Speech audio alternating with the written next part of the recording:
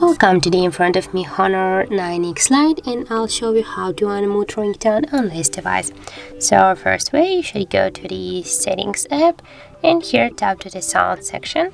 And as can you see, we got here our ringtone volume panel. Just to unmute your ringtone, swipe this blue dot with your finger to the right side, and that's how it looks. Also, we got the second way.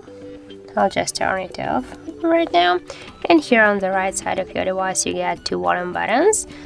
Just be sure that you got here on this default volume button control section, you got there selected here ringtone volume, and now just here tap to the down or up volume button and you'll see your volume panel, and just press your up volume button to the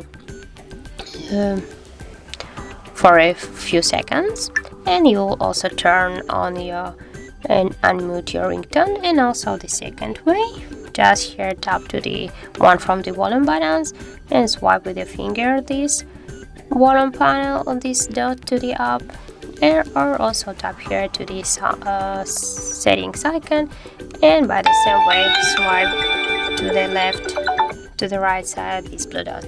So that's how it looks. If you find this video helpful, remember to leave a like, comment and subscribe our channel.